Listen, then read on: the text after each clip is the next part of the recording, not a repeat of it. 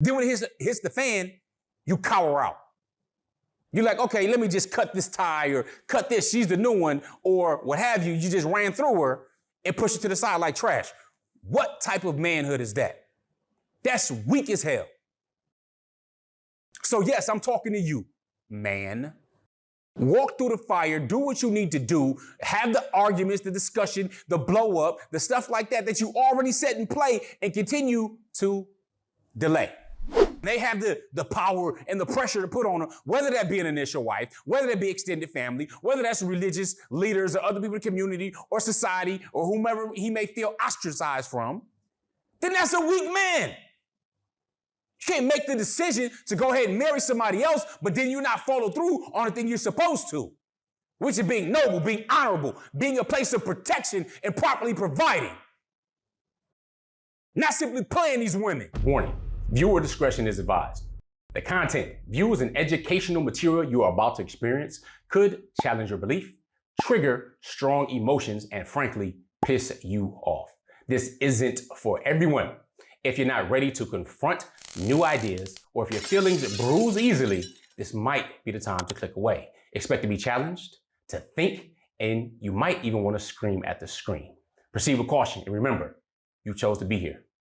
Let's get it. Assalamu alaikum, peace. Coach Nyla, one of the founders of Outstanding Personal Relationships, as well as one of the authors of the book, Let's Talk Polygamy Uncensored. And I want to address something today that's very important. It's something that bothers me because when it comes to polygyny, again, polygyny simply means a man who is married to multiple women. You have a number of people that abuse it, men as well as women. But I want to talk specifically to the men in this video. I did a video a little while ago that dealt with walking through the fire. That's for the men who have yet to disclose to their initial wives that they married again, because there are a lot of brothers there are a lot of men who are practicing polygyny, but their significant other, their wife, has no idea. All right? One, that sucks. Okay? And here's the thing that we know, and I'm gonna speak to the sisters real quick. This is what we know. We know that when it's time to practice polygyny, it's something that's not liked in society. We know that it's something that's shunned. It's something that's considered taboo. We don't get support as men from it, from our religious organizations, from online. It's not necessarily something that's socially acceptable. It's even shunned by many of our families. All right, that's what we know. Yet, when a man partakes, we know this stuff beforehand. It's not like, oh, we discover it after the fact, okay? We know this. And that's why many men decide to practice polygyny without their initial wives knowing, and then usually tell them later. And I encourage them to let them know right away. Let them know as soon as possible. Prayerfully, before you even get married, have the discussion and be mature enough to do so. Now, did I do that? No. That's why I can say from experience that it's not best practices to say it afterward. You're going to be dealing with a whole lot of trust issues, a lot of challenges and everything else that cause your manhood into play. All right? Just because of the way something went about. Does that mean you have to disclose it before? No, it doesn't. I'm just simply stating what best practices are and also sharing with you where I messed up at. Okay? But here's the thing. You don't have that excuse anymore. Now I'm online telling you loud and clear, writing about it in our book, talking about it in the courses to work to have that conversation prior to. However, if you've already been married before this information came out or it came to your attention, then do it as soon as possible, because you're simply digging a hole by delaying that conversation.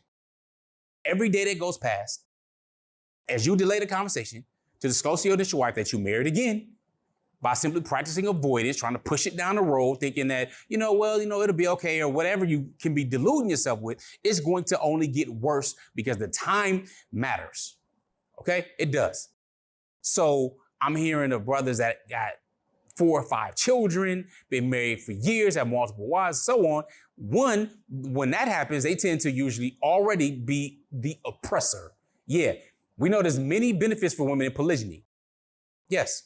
But we also know that there are predators and people who take advantage of. Yeah, but think about that. Somebody who can have the option to marry again, to take care of another family, that's something that's noble. That's something that's righteous. That's something that the best of men throughout history have done. However, there are many more brothers that take advantage of it.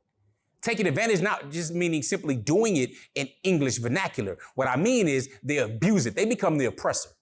So now women are left hanging.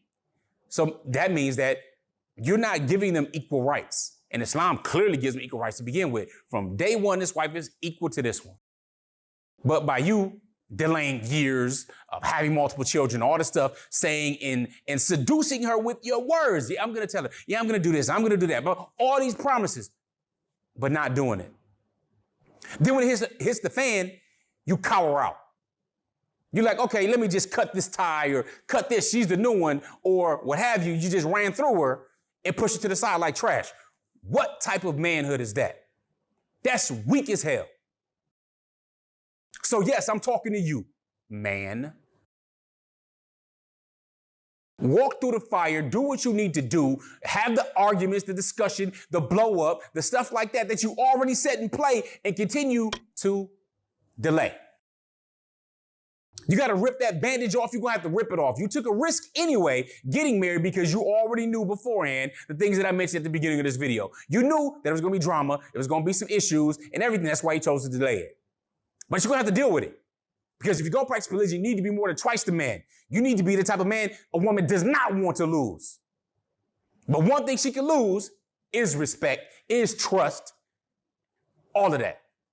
You have these feelings that you decide to stir up and continue stirring slowly until they eventually will come up in a way that you don't like, the way that you feared, the way that you expected, but you made it worse by delaying so long.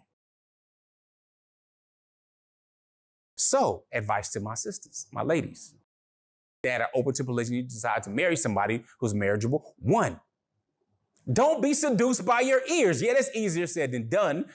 But if you don't have a man in between you and who this dude is, no matter how sweet or how nice or how good stuff sounds, you can't get played.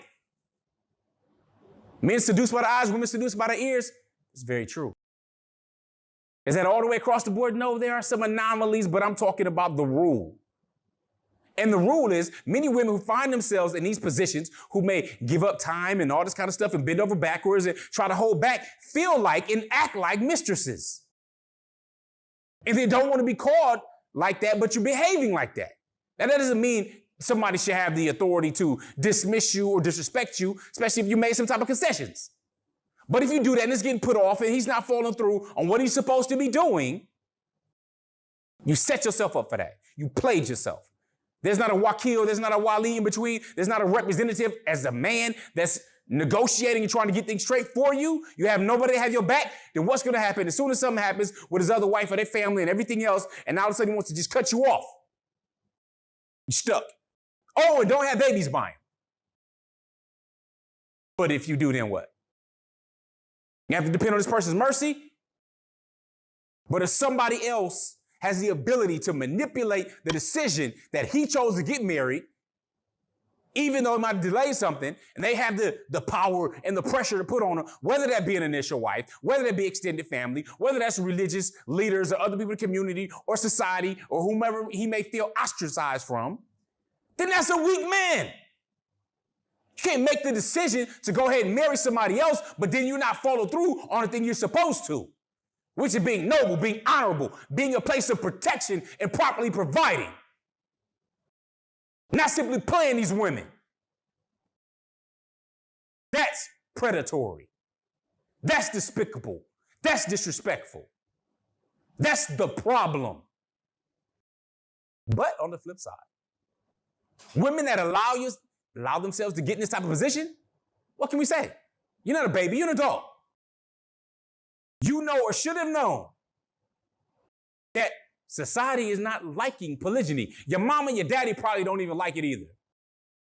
They may not support you in your decision. You'll be looked at as a homewrecker, mistress, all this kind of stuff, but it is something that's noble, and you're trusting a little too much many times in the words seduced by the ears of a man that sees opportunity in something with you. Don't be her. And if you are, and that's not done, some of the steps you could take is relatively simple in having in your marriage contract that if, for example, you don't have no power to encourage him or influence him to let his initial wife know that he's married again or is practicing polygyny, put that in your marriage contract. Within 30 days of this marriage, 60 days, 90 days, whatever, this must be done by that time. If not, I gotta go.